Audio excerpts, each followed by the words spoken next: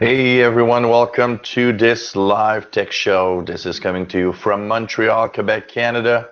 And my name is Gilles. I am a tech guy for profession and, of course, YouTuber and making some live shows. So we are on every Tuesdays from 3 to 4:30 p.m. Eastern Time Zone of North America.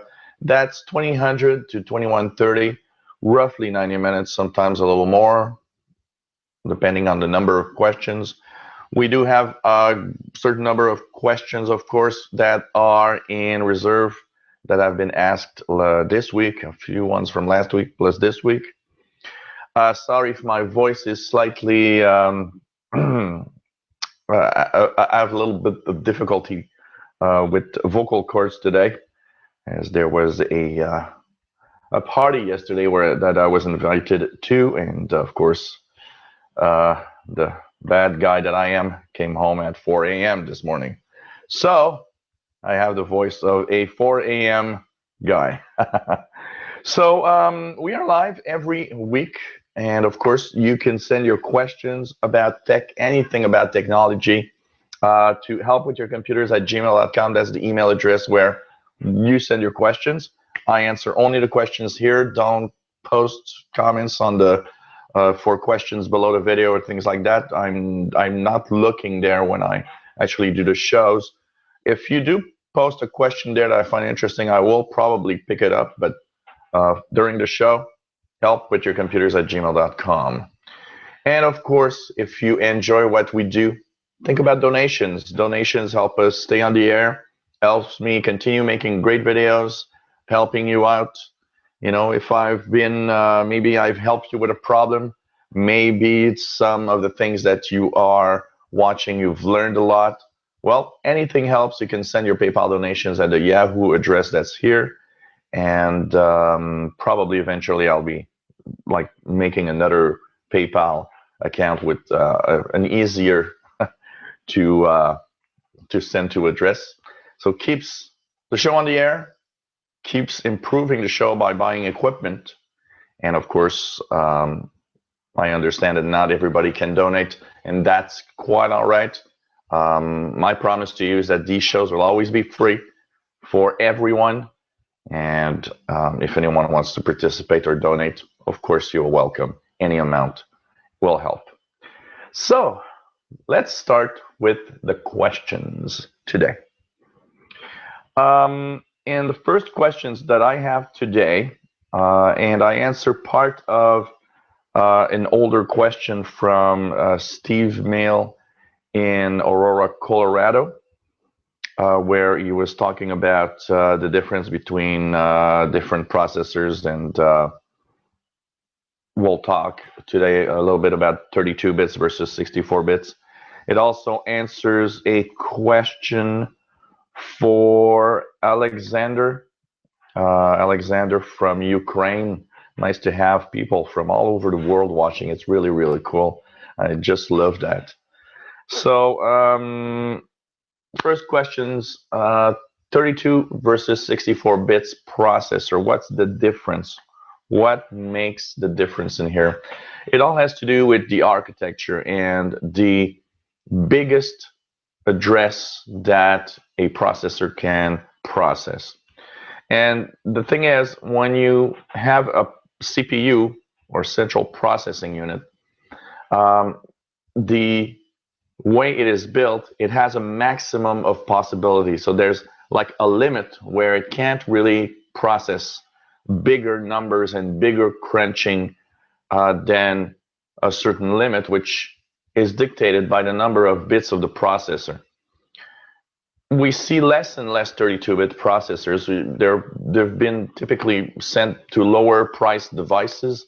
So basically, what you'll have is, low-end tablets and low-end PCs might still have 32 bits. What's the difference? Well, first of all, improved security.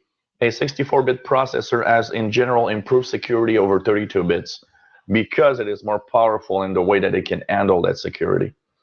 Another thing about 32 versus 64 is what it can handle as, for example, RAM memory. And that's one of the questions also here that I have from another viewer. So a 32-bit processor can handle up to 4 gigabytes of RAM, which will typically show up as 3.25 gigabytes. The missing part is due to the way the system handles all that memory. And 64-bit processors can handle much, much more memory, typically up to 32 and 64 gigabytes, depending on the type of processor. So basically, you can handle a lot more information. And so typically also it is, that I'm not really sure, because in tests, no test really proved that 64-bit processors were really faster than 32 bits. We would think so, but in most tests, there's really no speed difference. It all has much more to do with what it can handle, and you can have much more memory and have much more possibilities than 64 bits. One of the questions, of course, is from Wallace in the state of Washington. And Wallace says, okay, I've got a Windows 10 computer. I've installed 8 gigabytes of RAM and I see 3.25. I wonder why. Well, that has to do with your Windows operating system. When you go to information on your PC, so you can go in Windows 10 to the search box at the bottom and type information, you will have system information that you can check for. And this one will give you all sorts of details on your computer. And of course, you will also see information about there's system type. You'll see x32 or x64, and probably you're using a 32-bit Windows 10. So the 32-bit Windows 10 limits you to basically 3.25 gigabytes of RAM. And that's unfortunate because you can't see the rest of it. If you want to see more than 3.25, you'll have to upgrade your Windows operating system to a Windows 10 64 bits version, and then you'll see 8 gigabytes. Another thing that you need to be careful, not all motherboards, I suspect that maybe your system is a little older. Not all motherboards can handle 8 gigabytes. Some are limited at 4. So you got to be careful with what you choose here. And finally, Alexander in Ukraine says, I'd like to learn your views about what type of operating system, 32 or 64 bits, is better to install on it if it has 3 gigabytes of RAM. So he's got a 5-year-old Dell Intel Pentium dual core and supports 64 bits instructions. So, 3 gigabytes of RAM isn't too bad. A 5-year-old dual core can handle pretty much every version of Windows. So you can either go to an older system like Windows 7, or you can even install Windows 10 on it. But there's also alternatives. If you don't want to pay for an operating system, why not check out maybe a Linux distro? That could be nice and will work fine with 3 gigabytes of RAM. It all depends on how you are, if you are really good with operating system learning curve. Well, you could try Linux. I don't know if they're back online. Linux Mint that got hacked this weekend. And here goes. Linux Mint is back online today. You can get Linux Mint. They're at Rosa 17.3, and you can check that out. This is a great distro. Doesn't ask too much out of the computer. It's one of my favorite distros. And so you can go here to Linux Mint and download that operating system. It should work fine on a dual core with 3 gigabytes of RAM. That I'm pretty sure of. So check it out. and that could be a nice little experiment here. Linux distros for older computers are really, really nice for that. So that could be something that you can check for. So check it out. I think that could be nice. And sorry here, but the cat is wants a little more attention. So Linux Mint, Ubuntu also. I think Ubuntu is a great distro. You can get it at ubuntu.com. That will also work very, very well. You can get the desktop version of Linux with Ubuntu. But Ubuntu is, and most of these distros are pretty easy to work with and easy to understand. They're really getting really, really good. So here's the cat saying hi to everybody. And so, this is something that you can check for. And I think that could be a nice operating system to put on an older computer. And you'll be able to, do pretty much everything you want if you use a distro like that one. That's for sure. So, hope that answers your questions. And if I think a Linux distro is a good choice. Sorry, here I'm a little distracted by the cat that wants some attention. So, other questions we're going to talk about today, and these are questions about the command prompt that I have. One will address Noel from the UK. Noel has been checking out my videos about the check disk commands and everything, and is wondering how, if it, what he can do, because he's got something that's happening with one of his machines. Also, we have Frank that sends regular questions here. Frank says, hi, I was watching your video on some of the commands that you talked about. And one of his question is the SFC command. And he says he did a SFC scan now command, which told him that some of the files might be corrupted and what he should do about it. Well, one of the things you got to understand is that if your computer is running fine, just maybe ignore it. Because one of the things that the SFC command can sometimes display wrongly is that if a certain file is not in the version that it expects to have, it might actually display some error messages. So I don't think you should be a problem for that, for sure. I've got a question, okay, like Noel, and also from Elizabeth. Elizabeth says, I've done a check disk, and my check disk results said that there were some problems that it fixed. Is there something wrong with my computer? And I'd like to have an answer. And for that, not necessarily. Every computer at some point have some problems with the file system from time to time. And if you shut down your computer pressing the button a few times, if you stop something in the middle of its process, you might actually have some problems for sure with that. So it fixed the problems, and that's the important thing for sure. Noel has a different problem, as he's saying. Noel from Ireland. Sorry, I said UK, but it's Ireland.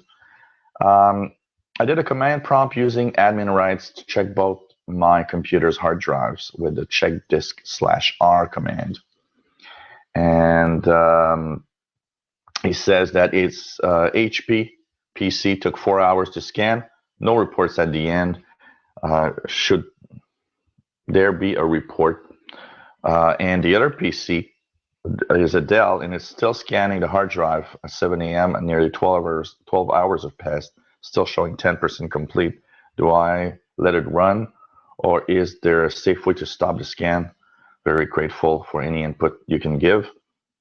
First of all, if it scans and has nothing wrong, it will simply show you the different scans that it did and will not display any specific information. If you've got some errors or problems, it will display that there were some problems, and it's going to let you know. So don't really worry about it. As for the other computer, 12 hours have passed at 10%, something's wrong. It could be your hard drive that some kind of problem is happening with the hard drive. Check out, I don't know, not all computers have it. My laptop doesn't, and I find that a little annoying. But most computers still have that little blinking LED light that shows disk activity. Check it out, because disk activity shows that it's still doing something. If you see that your disk activity LED or LED is actually doing something, there could be something wrong at 10%. There could be something on your hard drive that the check disk command has problems continuing.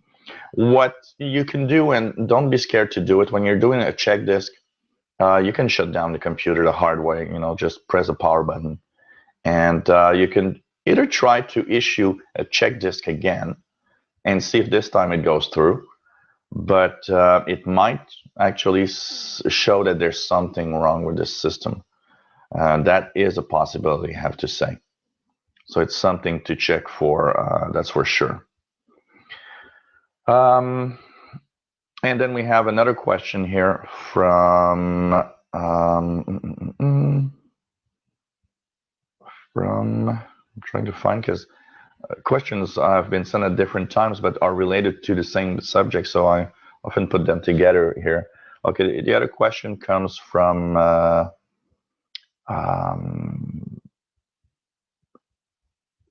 Fanny. Fanny says, okay, I have one question. Why do I have to restart my computer for the check disk/R command? I was wondering if there was any reason, and it's just out of curiosity. Love your shows.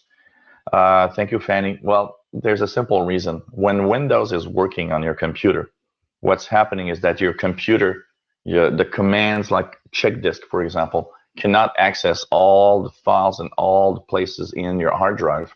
Because when Windows works, what's happening is that some parts of the files are in active use by Windows, and you just can't touch that when it's happening.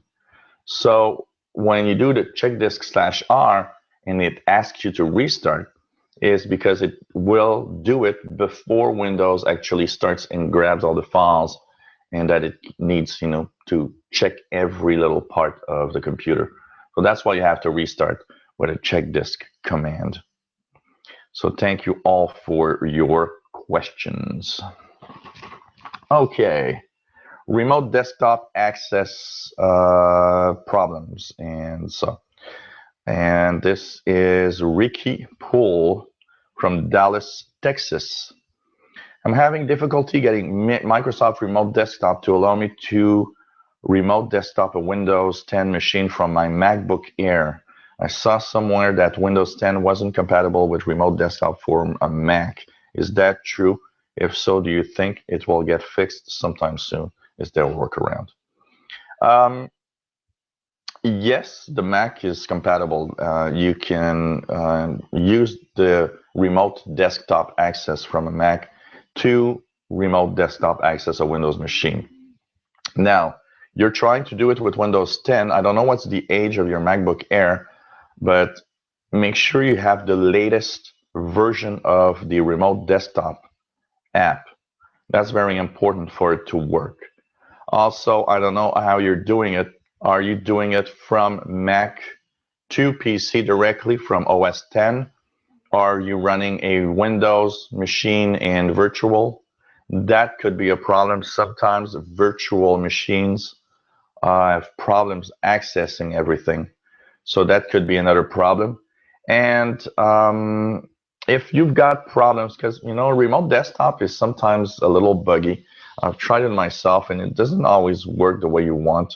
So, is there a workaround? Yes, there is. And one workaround that I'm going to show you actually is the workaround of a piece of software that is TeamViewer. TeamViewer is compatible with all platforms and is a easy way to have access to desktops into your machines everywhere. So I would suggest that you download this. There's a free version, so you can use a free version and have access to everything. You can buy a version from them that gives you more access, including file downloads. So one of the things about the free version of TeamViewer is that you have remote access. You can work your computer from somewhere else as if it was in the room. And if it's only that you want to do, you can use that, and you can of course use TeamViewer and send your files by email or stuff. But the free version, I believe, does not allow you to have file transfers. So for example, if you have a file on your desktop at home, you can't send it to your desktop on your Mac. You have to buy the paid version that will let you do that. What's cool is that this runs, natively on your Mac OS 10 operating system and also in Windows, so it's easy. And it's also a great way for support if you ever want to help somebody with tech support. That's a great way to do it. TeamViewer is nice, and I've used this dozens and dozens of times. It's a great piece of software. If you can't have your remote desktop working from Mac, this is gonna work. Works every time and always works. So it's really cool for that. So check it out, teamviewer.com. Don't search for it on Google. Like I always say, go to teamviewer.com in the address bar at the top of your browser window, and you'll find that it's easy to set up, easy to work, and will give you access to your remote desktop. So hope I answered your question and that you've been able to fix that problem, Ricky. Thanks for the question. A few general viewer comments here. First from Steve Mail in Aurora, Colorado. Says, as a regular contributor to the Live Tech Show, I've noticed several people have also been regular contributors.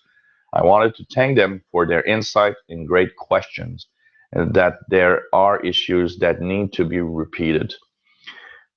Please make a video all about the upgrade to Windows 10, all the possible scenarios, including downgrades, and refer to this video when people keep asking same questions and over. That is a good idea, actually. For example, you learned the tech video on security was great. It is difficult to come up with problems week after week now that I'm using Windows 8.1 and it is running great. Thanks to the GWX control panel, I have to do Windows updates a little different. How long do you think it will be before Microsoft stops forcing people to upgrade and I can go back to automatic updates? That's anybody's guess. As for the way Microsoft is handling this, forcing people to upgrade to Windows 10 I find it a little harsh and a little too much.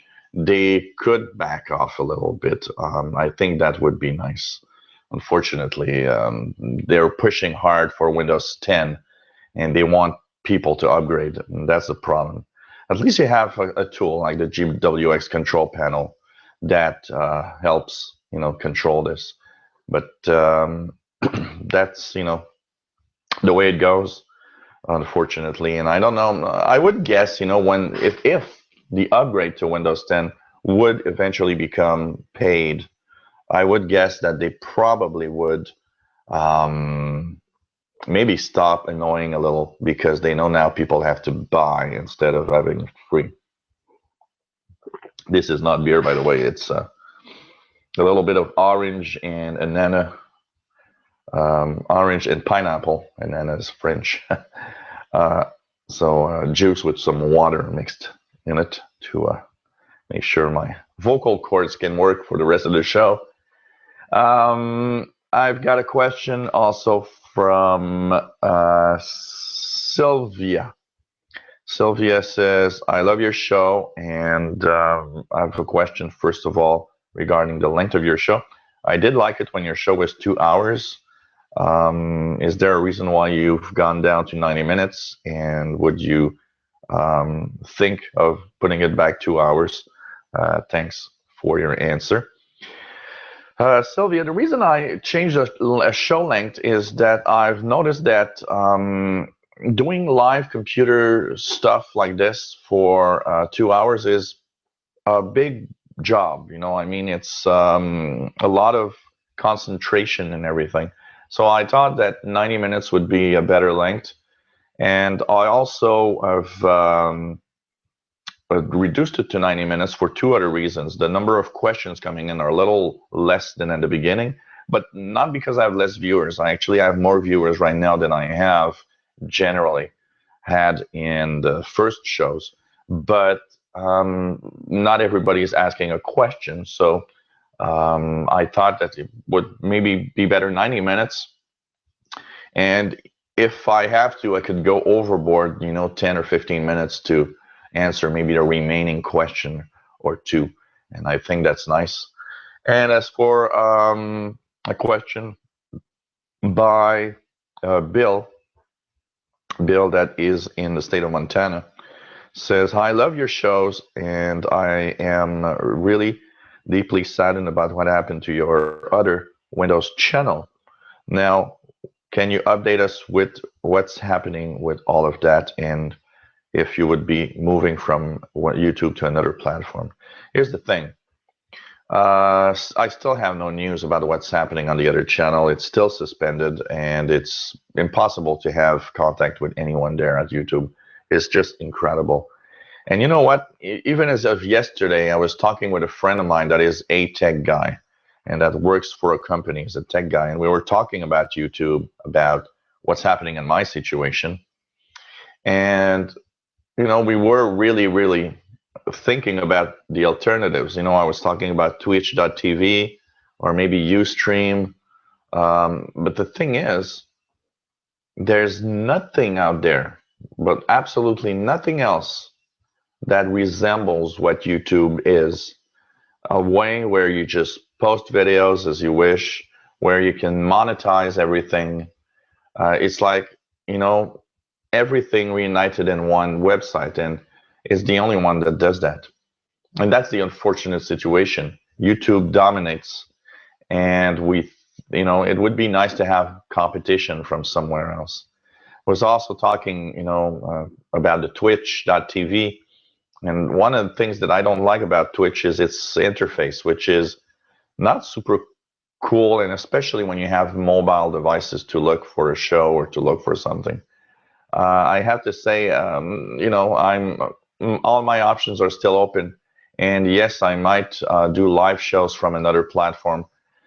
One that I'm checking that I find kind of interesting is Ustream. Ustream has more solid, because that's also another issue. In the past shows, I have a shortwave radio show where we talk about, shortwave radio, amateur radio and stuff. And what's happening is that, here I had some issues in the past where links didn't work, or the show didn't work well, or at some point it dropped and we don't know why. I've had some issues on the other shows also using Hangouts. And the thing is, Hangouts, when it works fine, works great, but it's not the best for live shows because it often has issues, often has problems. So I'm looking at really moving to some other platform. Now, the thing is, Ustream is expensive. To have something that I wish to do, I'd have to pay something like $100 a month for it to be interesting for me. I can't afford $100 a month, but it is still expensive, and it doesn't give me all the added stuff of YouTube. YouTube is damn easy to use and damn easy to have these videos, these live things that actually record automatically at the end. So I am looking at other situations and how also, it all comes down also to monetizing, because I love making these shows, but unfortunately, because it takes a lot of my time, where I'm not doing my tech guy job, I need money to come in to pay for everything. Unfortunately, that's the world we live in. And YouTube for that is kind of difficult to replace. YouTube is a great platform because you don't have to, on Ustream, I'd have to constantly ask for donations, and I would rely on some donations. On YouTube, I can ask donations, they help, because YouTube, is not the best monetization ever also.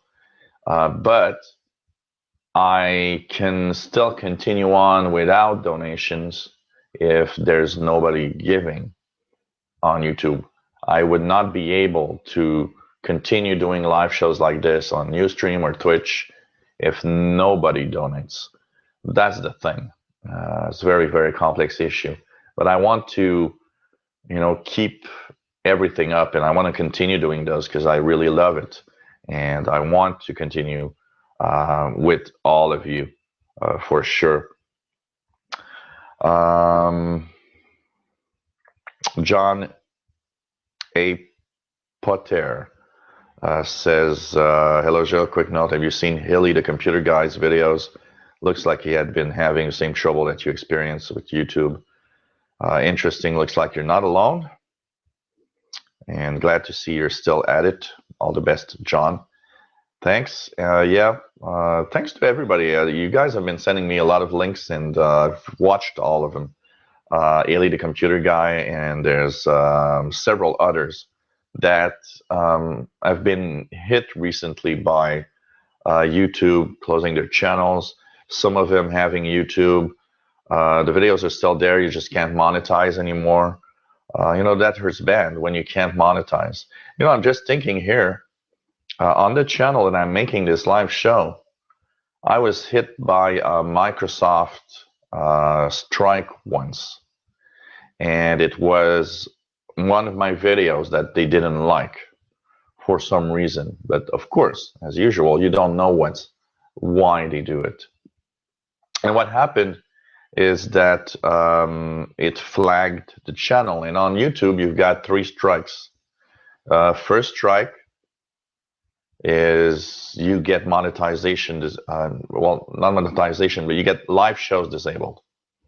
Monetization still works for all the other videos except the one that was flagged, but you can't do live shows, and that would be a problem for me, because I obviously use the live shows, and if that would happen, I really need to move to another platform as quickly as possible.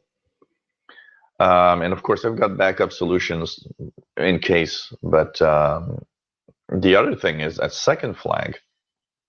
Now, not only that video is not monetized, but monetization as a whole for that channel is stopped. And when you get strikes on YouTube, you've got a certain amount of time. And for one strike, for example, I believe it's 3 months. I don't remember, it was 3 or 6 months. And for 3 or 6 months, you can't do live shows. Some of the functionalities of YouTube are disabled. In 2 strikes, well, monetization is disabled for a while. And at the 3rd strike, they just remove your channel from there. So that's kind of, something that we have to think about for sure. I also have Ben that says, hi, it's Ben. I've been asking you a few questions. Thank you for your answers. It's always interesting to view your shows. I'm a big fan. One of the things that I would like to know is, what is your setup when you do your shows? I am curious as to know, what do you use for a computer? Is it very powerful? What do you use for a camera? The lighting, and are you using, of course, dual screens with the same computer you're streaming. How's the setup, and what that would be interesting to know. Well, my setup is simple. This is a 50-inch Toshiba TV, of course, smart TV, LED TV, very thin. So for, first of all, what you see here, I have a desktop at the bottom here. It's a desktop that was donated to me by my nephew. And so I've turned this desktop into basically having a nice computer on my TV screen. And to have fun, I'm using a Logitech keyboard like this. This is cool because you have the keys and you have a pad that is like a computer laptop mouse pad. So you've got the buttons and you've got the pad for sliding the finger. So you don't have, because the biggest problem when you have a computer on your TV in your living room is you don't have necessarily a table for a mouse or anything. This has everything in one setup, and I just love this. I've been using it. It's a really nice Logitech keyboard, and I love this. It's the K400R, and I've really been enjoying this, and it works at a good distance too, using 2.4 gigahertz technology. So I can, control my computer on this TV, and if I need a computer, if I want to use a computer, view videos, view stuff, I can come here and just, power up the computer here and do what I want. So that's a separate setup, and this computer is, of course, linked to Wi-Fi. That's why I can show you web pages and everything. The computer running the setup here is a Core i5 Toshiba computer that is a little more than 3 years old now. It's a pretty powerful computer, and it works fine. It has been upgraded. It was at Windows 8.1 when I bought it. It was upgraded to Windows 10. It runs the stream that you're looking at. So not only am I, I have a browser open with the questions on email, I also have the Hangouts open in another browser. That's the streaming, and it allows me to view some information. For example, it allows me to view the video feed, so I know if it's clear, if it's looking well. And when I do stuff, I can see if some of the changes of the camera are working fine or not, or is it blurry, or what's happening. I also see the number of viewers at a certain time, so I know how many viewers there are right now watching this stream. Then I also have Ethernet cable because of the donations that you guys have been giving me. I've bought some 50 feet of category 6 Ethernet cable, so that, or network cable if you want, so that I can hook up directly to my router, because Wi-Fi isn't super solid for HD, sending out HD stream. The lighting equipment is bought on eBay, and it's amazing equipment. It's very cheap. Each light is $40, and they are typically rectangles with about 200, I think it's 280 LEDs or LEDs, very bright LEDs each. And I've got 3 of them set up right now. Now I am looking forward to having maybe 4 or 5 to complete the overall setup. Here you see that in the back there's my shadow. So I'm looking at having one closer here that will remove the shadows from the wall. I'm looking at really making a lot more uniform light, because that's a problem right now, and it shows in certain videos and certain setups that I'm doing. The camera that I'm using for this is a Logitech C920, and this is a 1080p capable webcam, and it is pretty good. But I am looking for eventual upgrade.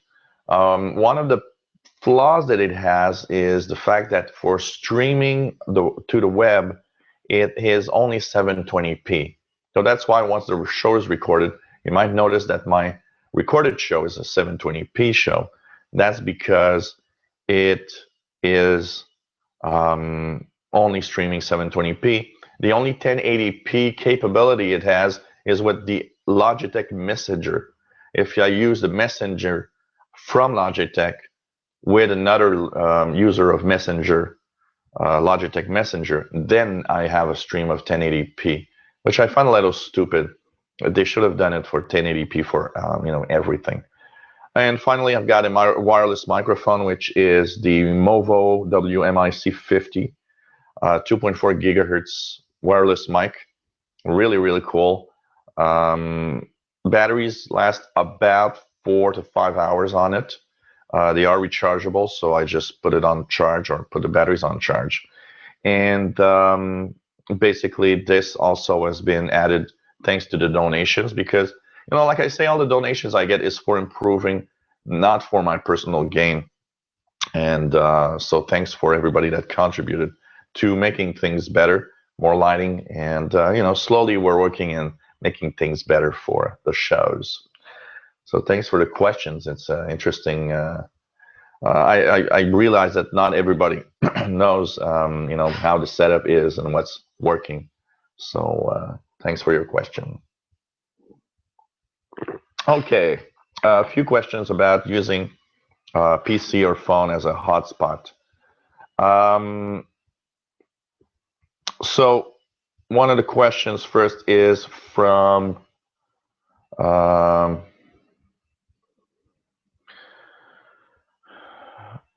question from Hotspot Windows. Can Windows do a hotspot? Yes or no?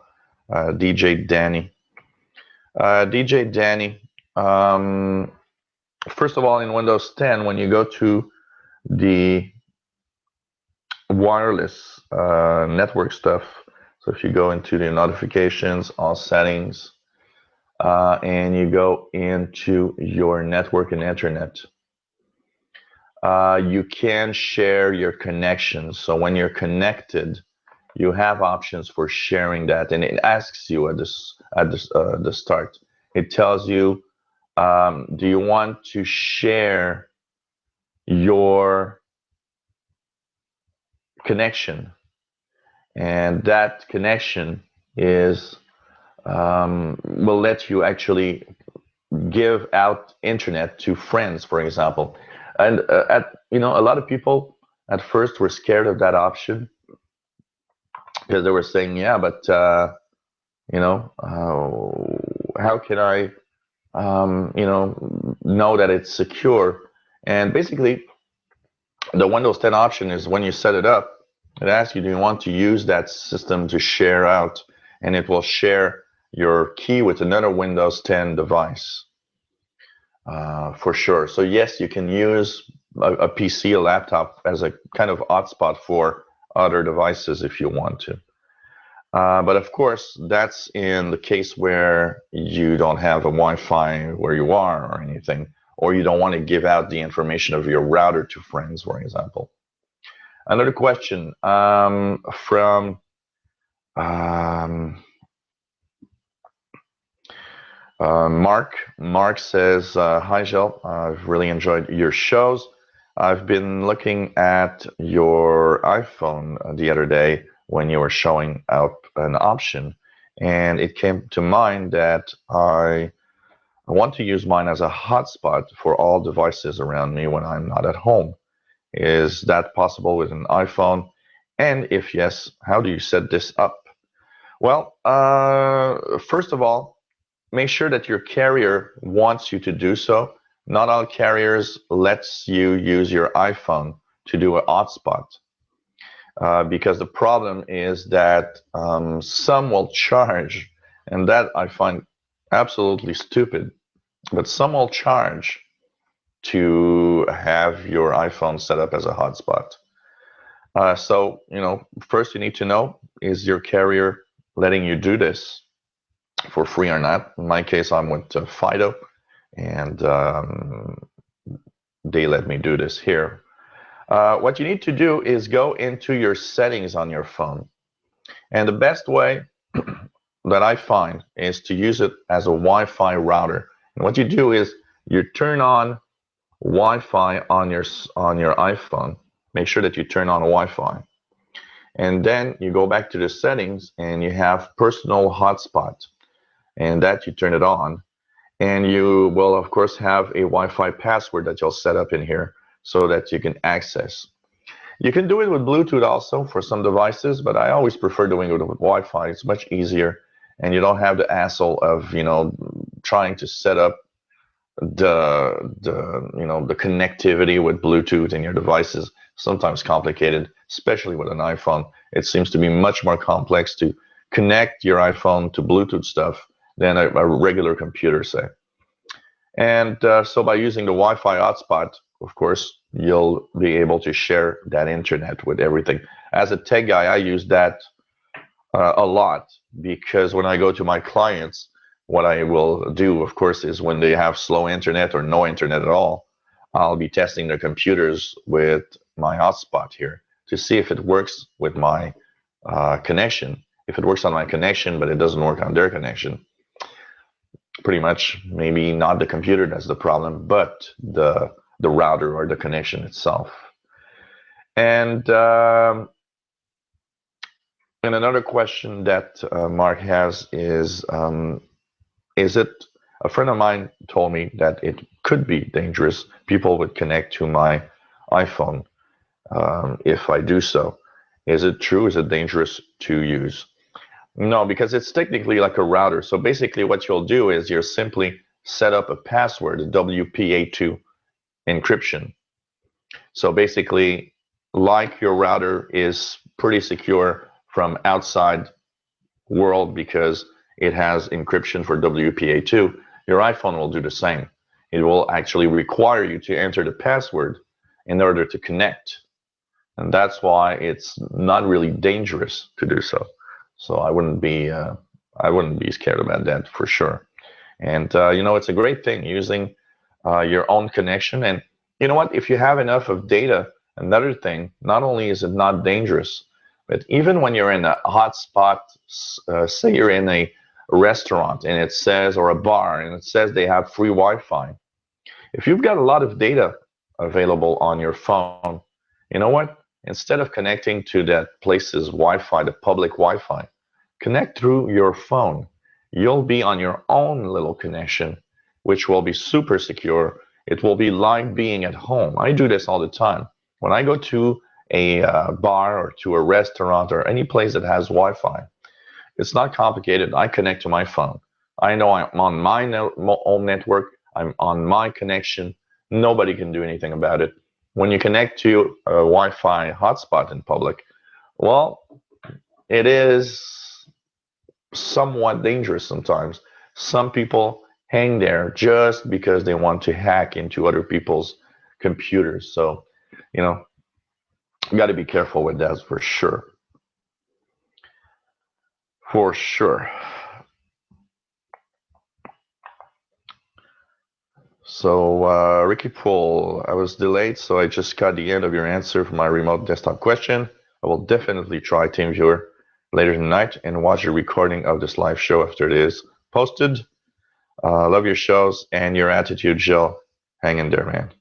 Thanks, Ricky. And I think you're going to like the TeamViewer for sure. And like I was saying, there's make sure you've got the latest version of your desktop remote connection, because it is, yes, it is compatible. You can connect to Windows with your Mac remote desktop for sure. So that's interesting to know. Tim Robinson saying that YouTube shut down the Linux help guide just last week.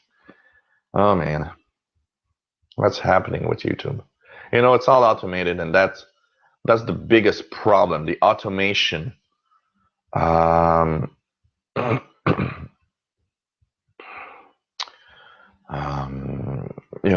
It's computers that decide, because of complaints and the way things are happening, what's going to happen with your account.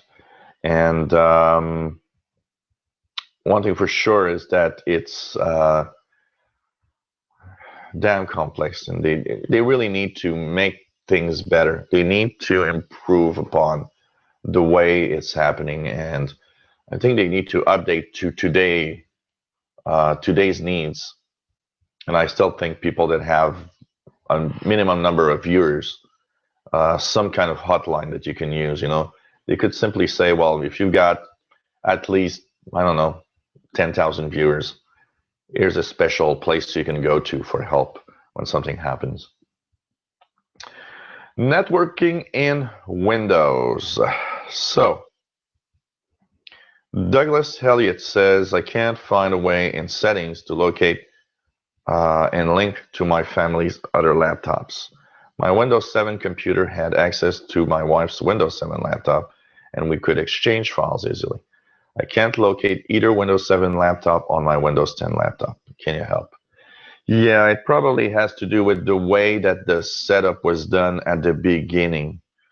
First of all, you probably know that you went to the File Explorer, and in your File Explorer on the left side, you went down to the network icon and you clicked and tried to find network computers. So here you see my computers that are available on my network. And of course, you can use this and remotely go to one computer.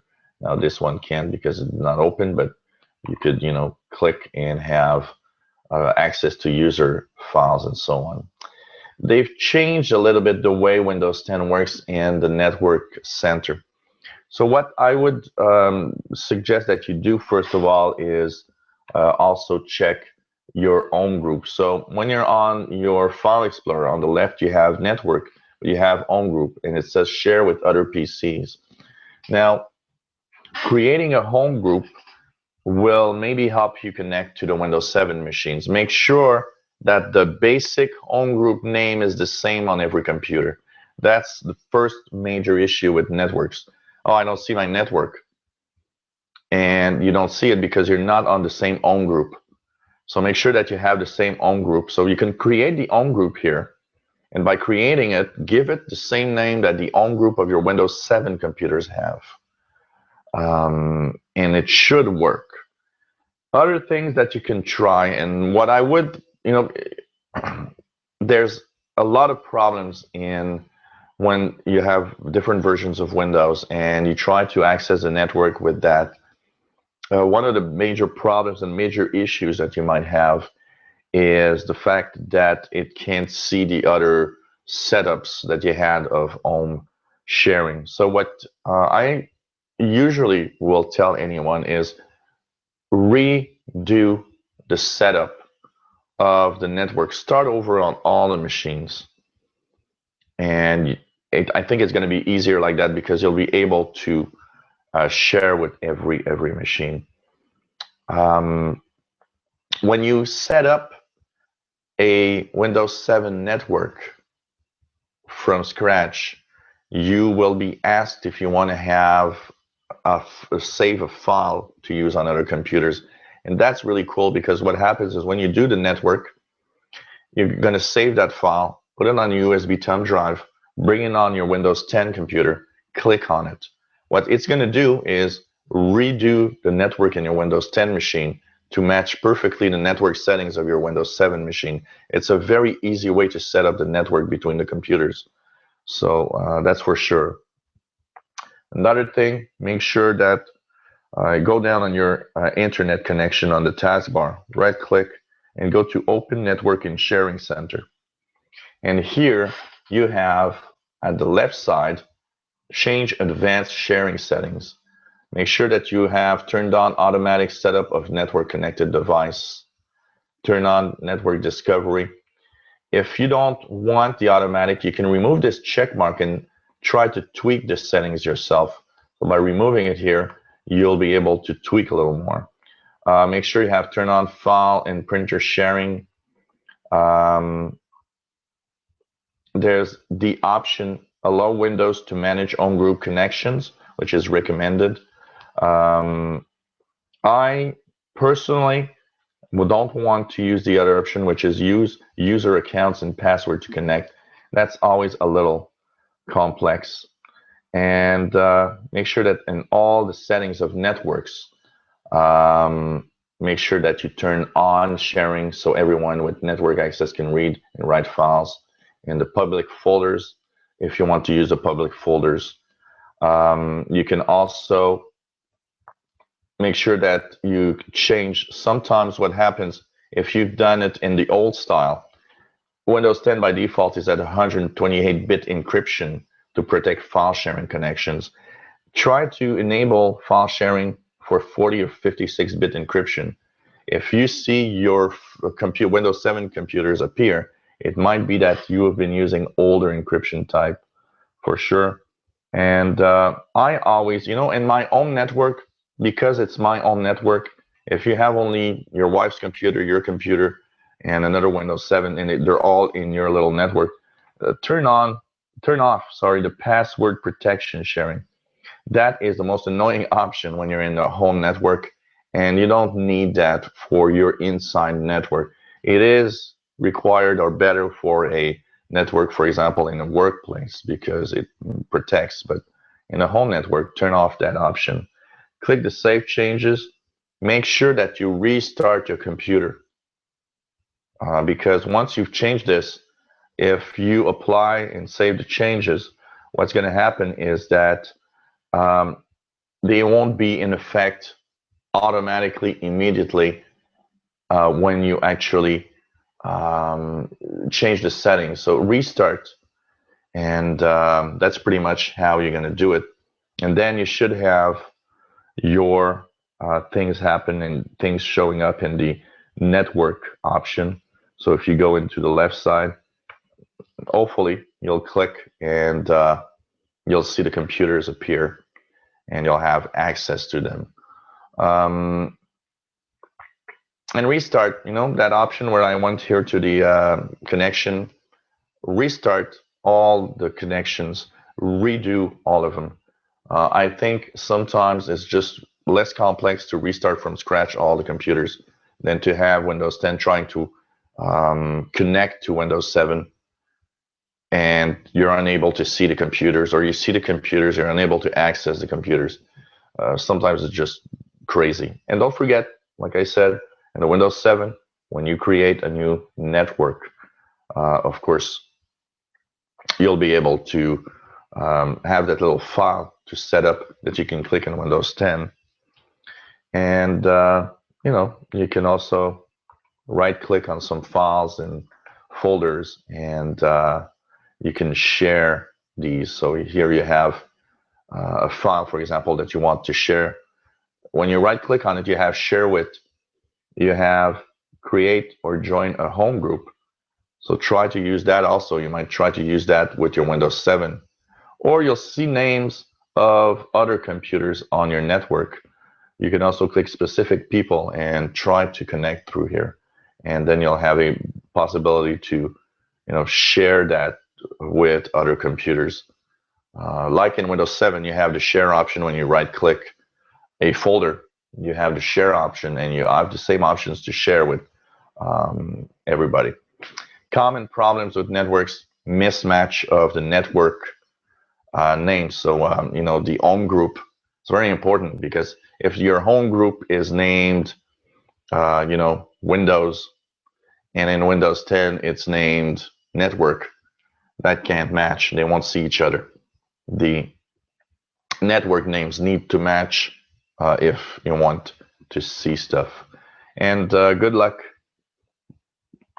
with that. I hope I helped you in some way with your network setup. So for sure. Okay, you are watching the live tech show coming to you from Montreal, Quebec, Canada. We are answering your questions, and you can send your questions at helpwithyourcomputers@gmail.com. That's where it's all happening. Simply send your questions. If I don't answer it today, I'll be answering it next week.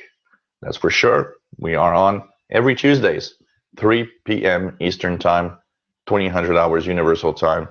And we're on for about 90 minutes doing our live show. Okay. Questions.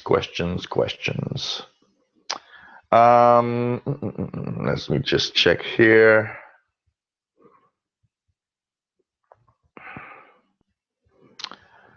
Okay, question from Jeffrey Benshoff. Jeffrey says, first of all, thank you for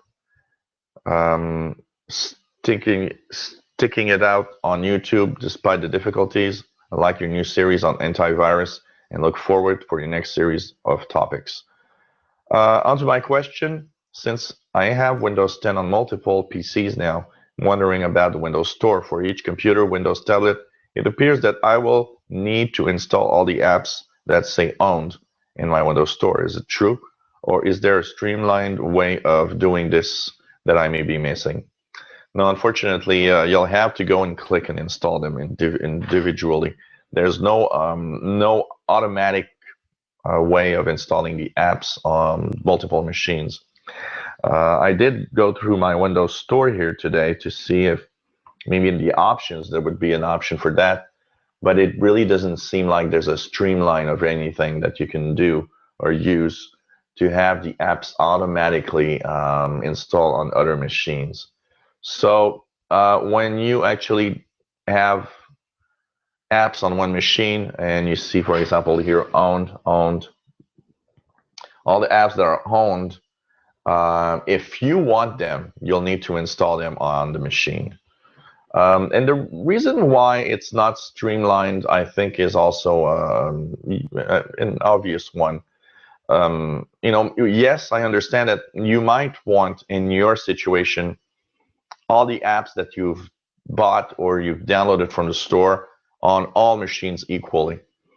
But like in my case, I don't want all the apps in my laptop to be on my desktop here or on my Windows tablet.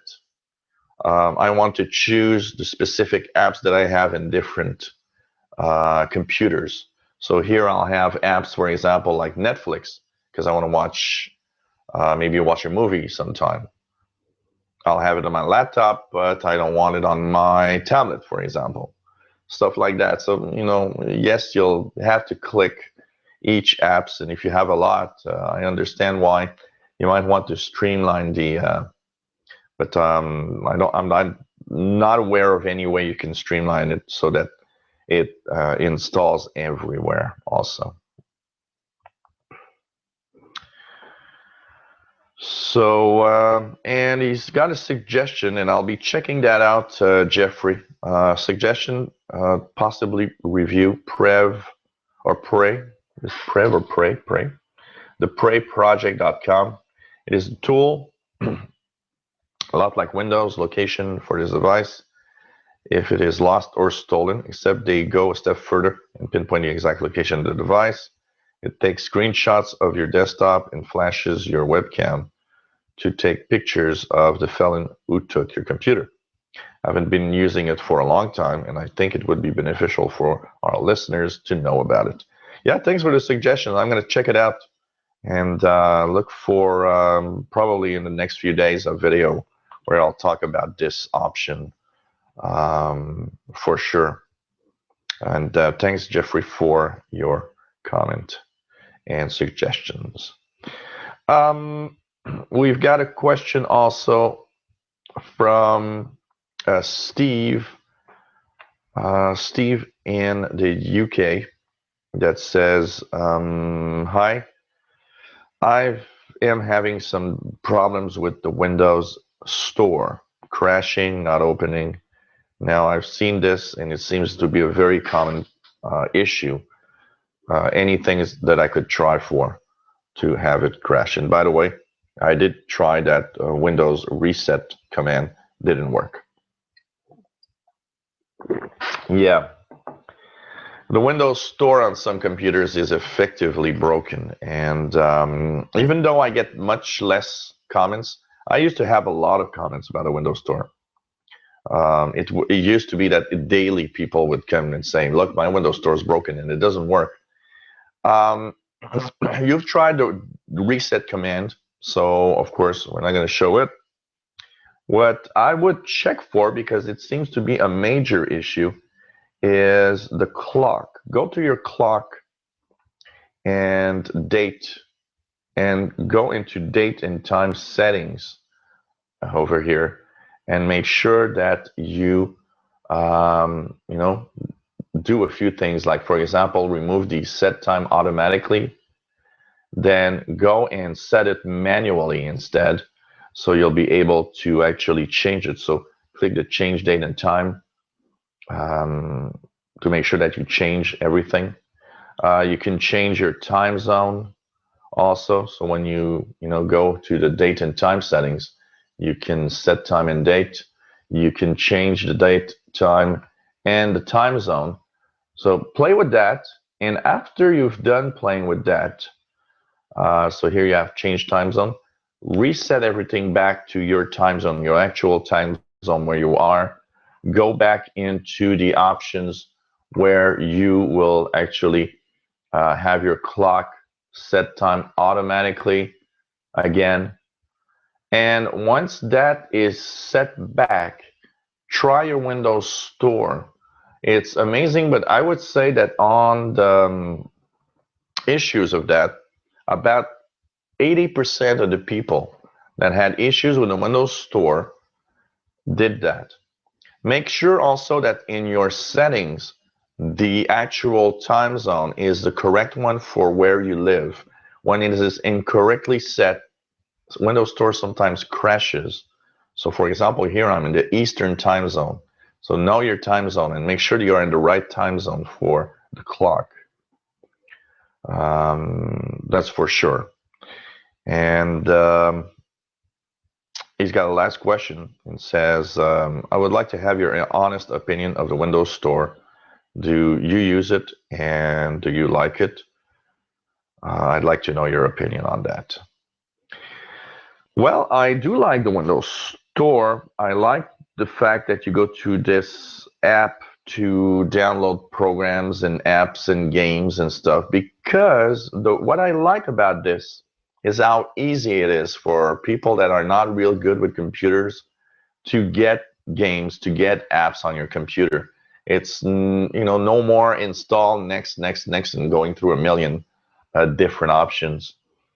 So I find it nice, and I actually like using the store, and I often go there and try and find different apps of all sorts, apps of interest for the channel, for example, making a video about specific apps. But I don't like the way that it's actually done. It's better than it was in Windows 8.1, but I must say that it's still not perfect, and it still needs some work. But then again, when I look at the App Store on my iPhone, I don't find that the App Store on the iPhone is necessarily that much better than the Windows Store either. So, but I do like it, and I think it's a great and easy way to install programs, as long as you don't have issues with it, for sure. Thanks for your questions, and hope that you found an answer in here. We continue on with Tim Robinson saying, hey, Gilles, hope you are well, my friend. FTP, do people use this anymore? I used to use it to get files from my gaming clan site, FTP site. And also we shared files personally on our PCs with FTP. That is all the members of my gaming clan. Perhaps a topic of discussion on your show or a YouTube video. Always enjoyed FTPing, but haven't used it for years. Many thanks. Yeah, you know, these are old protocols. FTP for file transfer protocol. It is still used, but FTP is less and less used because FTP comes from the time when the internet was at its really infancy, and it was a great way of sending files back and forth on the web, which is not really useful anymore because you can easily do so now with common HTTP in a web browser. And you know, that was really made for kind of having a file system usage, and FTP still exists. You can still have some websites that have FTP access. And it's kind of a file system. It's like assessing a file system on the web.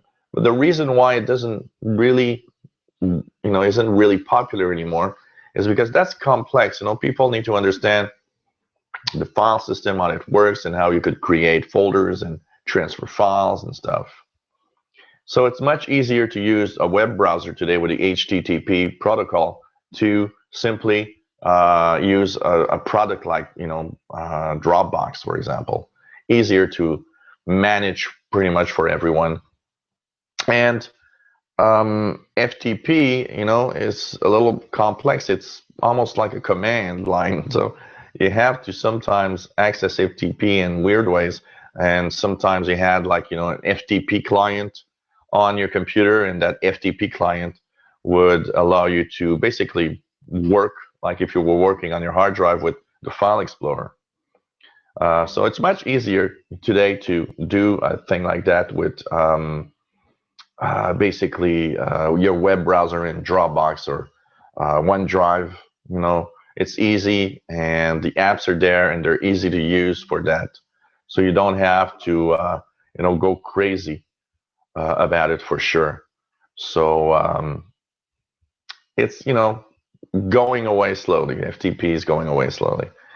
Another question that I have, I hope I answered your question a little bit, but there's still some sites. One of the sites where I go for Commodore 64 games for my Commodore emulator on this machine actually gives me access to the Commodore files via an FTP look or an FTP link, basically. And you see the folders. It's really like using a file explorer to go through and downloading stuff. But it's slowly on the way out, that's for sure. We have a question from John Thompson that is in upstate New York, not that far from here, basically. Basically, what he's asking is what HTTP means, and why do URLs or web addresses start with that? Well, it's the way that the internet was designed. HTTP, which is the hyperlink. What is it? HTTP is hyper. It's been such a long time. HTTP stands for Hypertext Transfer Protocol. I'm getting it now. That's a little blank memory sometimes. So Hypertext Transfer Protocol, and it is basically the protocol that governs the World Wide Web on how everything is formatted and sent from one place to the other. So that's why your pages start with HTTP. It's basically the communication protocol in between your different computers and the browsers, and understanding how messages, how information is formatted, transmitted, and sent to another computer or a web server, a browser, and so on. So that's why it starts. Every address starts with HTTP, even though you don't have to write it. When you see that your web browser doesn't have the HTTP at the start, it's because it's simply automatic. So here you see google.ca, because I'm in Google Canada. It doesn't have HTTP. The reason why is the browser is doing it automatically. So it doesn't have to tell you. The older browsers used to have the HTTP and everything, or Internet Explorer, for example, was often show it. You don't need to view that anymore. Everything pretty much is through the Hypertext Transfer Protocol. And he's got another question. On many of your shows and videos, you're talking about HTML5. What is HTML and what is HTML5? Okay, HTML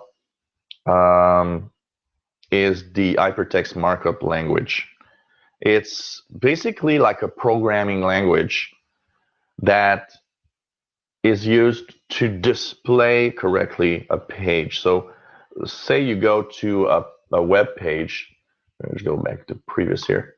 If you go to a web page, say I'll go to spaceweather.com. The HTML is kind of the programming language of the structure of what you see here. It will explain to the web browser how this displays, why it should be at the top, why you've got something on the left, why you've got this in the middle, and so on. The HTML5 is the latest version of that. As the web grew and as the web pages became more complex, what happened is that you need that language to evolve with the complexity of the information we get here. So basically, what happens is this will make more and more code. And so each version of HTML implements new code, new ways of doing things. One of the major implications of HTML5 is sending out video. Before HTML5, you pretty much needed a lot of other things, including Flash. Why Flash became popular? Two reasons. HTML was not prepared for sending out video. And also, it was extremely, Flash made videos extremely compressed. So for slower internet connection, it was pretty good. There was another one that very, very popular a long time ago from Real Player. Real Player had their own real compressor for video, and it was pretty efficient and amazing for a very low data or very small bandwidth internet connections. And HTML5 now implements sending out video directly. It doesn't need anything else. You just use HTML5, and YouTube, for example, uses HTML5 by default. And so if you have an HTML5 compliant browser, which all modern browsers do, you have access to all of that easily. So, think of it as being the language, the basic language of the web page that you're looking at.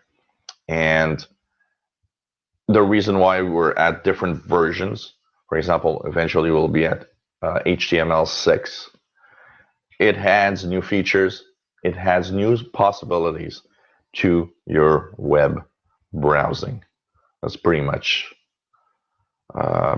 it. So, as we continue on with our show, we'll answer together a few. Sorry, the phone is actually working here. Sorry, guys, I seem to have a little problem with lighting that showed up. I'll try to fix it a little later. So basically, one of the things here that is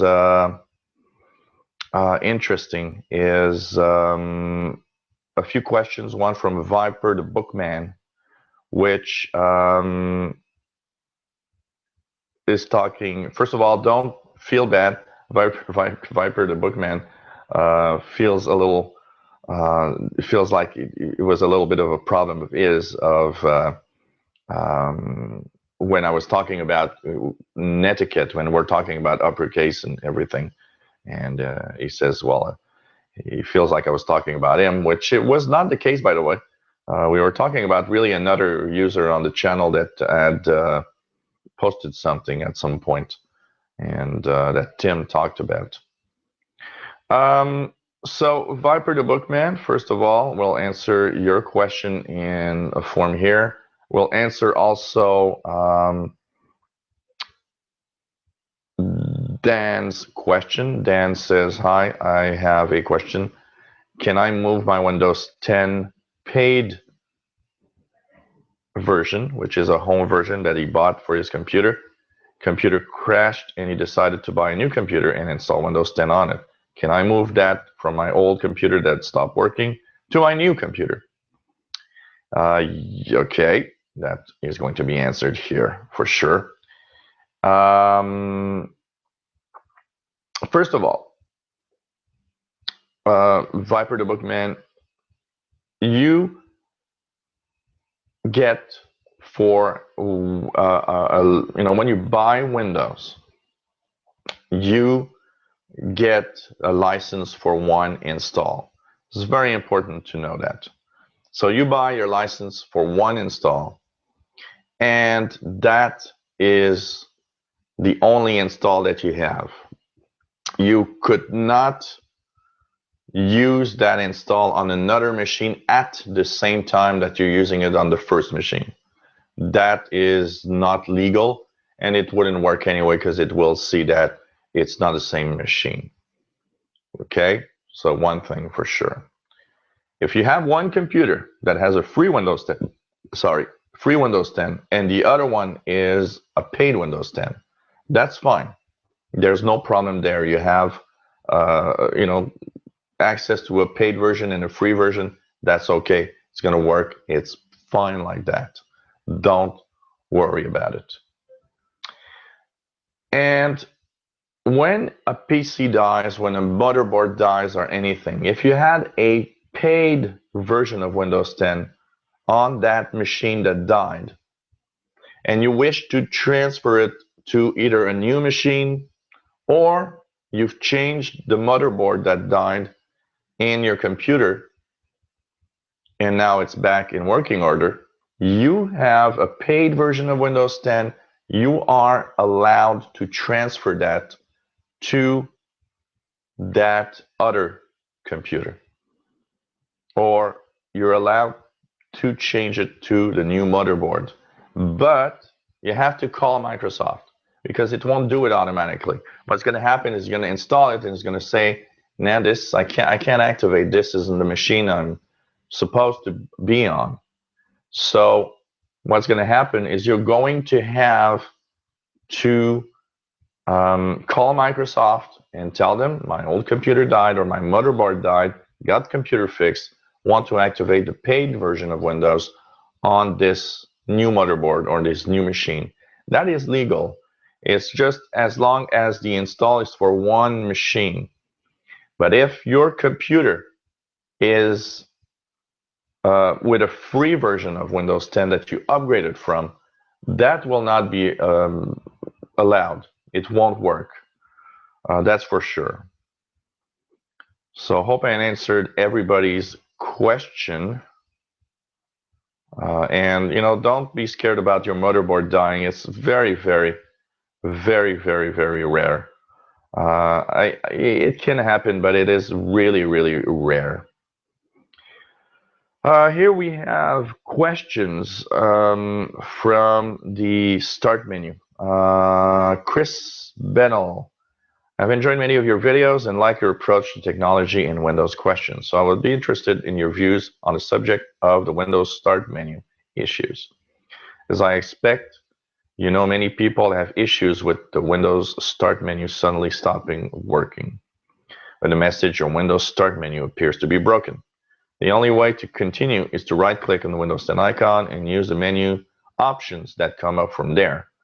There is a huge Microsoft community thread on the subject dating back to July 2015, which no longer seems to get any feedback or advice from Microsoft. I had this problem myself for 2 months, soon after updating from Windows 7 Professional 64 bits to Windows 10, and was able to work around it by using System Restore. Until one day, even that failed. I then did a clean install, reinstall all my apps to the latest version. So far, I have had no more problems, but many other people continue to experience sudden failures. For myself, on a hunch, I decided not to reinstall Norton Internet Security and now rely on Windows Defender. Norton is obviously another layer of complexity in the top of the operating system, and keeping things simple seemed a good plan. Beyond that, beyond just waiting for the next major release, there doesn't appear to be anything people can do. PC Pro magazine in the UK approached Microsoft on the subject, but they were told they couldn't discuss individual users' issue. Not very helpful. So first of all, you know what? I've actually noticed a pattern in most people that have a broken Windows 10 start menu. So the start menu is that menu that when you click the button on the bottom left of your screen, brings up the start menu in Windows 10. I've noticed that what happens is people that have that problem are mostly people that have upgraded their computer to Windows 10 from Windows 7. And I suspect that that's the problem. There is something that was sent from the Windows 7 to Windows 10 in the settings or in the options of Windows that is kind of incompatible with Windows 10. And when a mix of situations appear, it kind of breaks the operating system start menu.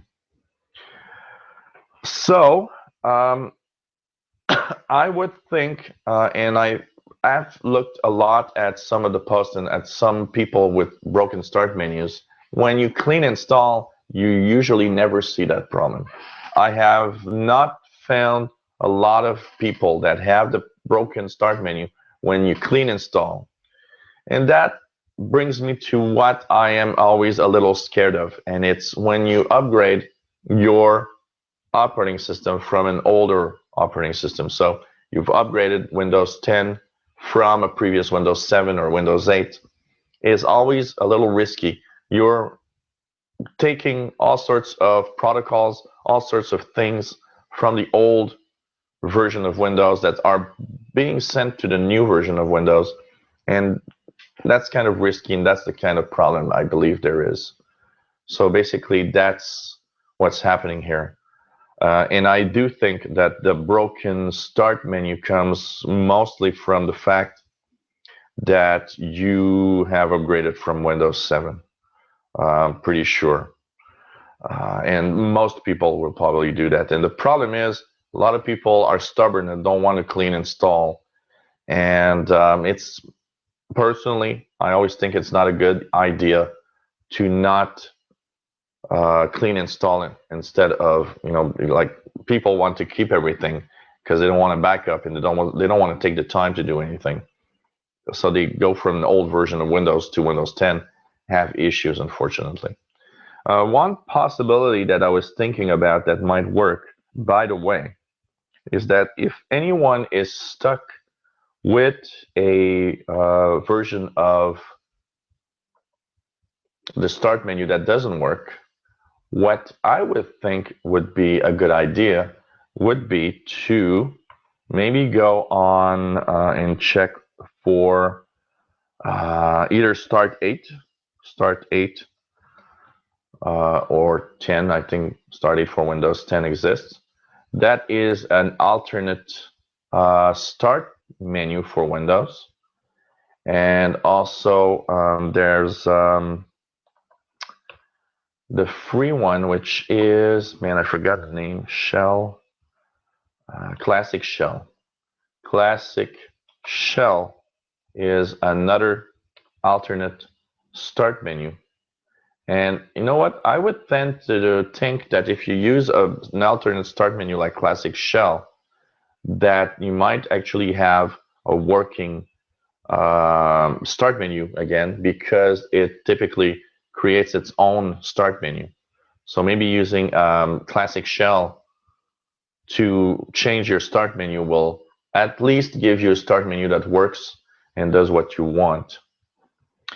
And as the last question that we'll answer for today, we're already 90 minutes in. That's incredible. Chris Bennell says that on a related issue, Microsoft has apparently cut back on the system restore process. No longer is it performed automatically before an update. This seems a highly retrograde step. I make sure I do manual restore point creation before each major update. and I have increased the space available for system restore points. I'm not sure if you can fit this discussion into your weekly Tuesday videos. Perhaps it deserves a whole video to itself. Yeah. You know what? I did see that some of the updates, but we've got to be careful. Not all of the updates actually don't do a system restore. But I did see that some updates do not do a system restore. I agree with you that it is a problem. That should not be the case with Windows for sure, because the system restore, updates are dangerous pieces of software that could break Windows, and basically that could really make the operating system less stable, having blue screens and so on. So what I would say that it's not a bad idea to actually go into your system restore and create a system restore point. When you go to restore, when you click restore or type restore in your search in Windows, you can go to create a restore point there. And creating a restore point, sorry if it's not as beautiful because of my light that just stopped there. Here you can create a system restore point. And that is not a bad idea actually, to create a system restore point when you are going to install updates. I think it's a good idea, because if something goes wrong, it can go back in time before the updates were there, and it will fix basically what's going to happen or what happened with your system restore. So hey, 90 minutes already gone. It's incredible how time flies with doing these shows. Thanks for all your questions. Remember, you can send your questions during the week at helpwithyourcomputers@gmail.com. That's where I check the questions and answer them live. We've got a few questions reserved for next week. And so we'll answer questions starting with Vernon Smith. So it was nice to have you on board. We're here every Tuesdays, 3 p.m. Eastern Time, 2000 hours Universal Time. And this was Live Tech Show number 21. Incredible, 21. For February 23rd. 20, that's not 23rd, should be 3rd, 2016. Enjoy every minute that I answer your questions, guys. Always fun, always nice to have your feedback, your questions. And hey, we are having Live Tech Show, okay? Learn the Tech is coming at 6 p.m. Eastern. That's in an hour and a half from now. Learn the Tech. Today we're talking about backup, and we're going to explain why everybody's doing it wrong. We'll explain different types of backup, what is a backup, and hopefully you'll learn something. And, I might scare you a little bit in the backups, because I'm going to talk about computer crashing, and more computer crashing probably. And I've, as a tech guy, had a lot of experience with that, with clients that lost pretty much everything. So see you at 6 p.m. Eastern today. Learn the Tech, talking about backup. And of course, that's 2300 hours Universal Time. Take care. Hope you can join us at Learn the Tech later on. And have a nice week. See you next Tuesday for the next Live Tech Show, where I answer your questions. Take care. See you next week.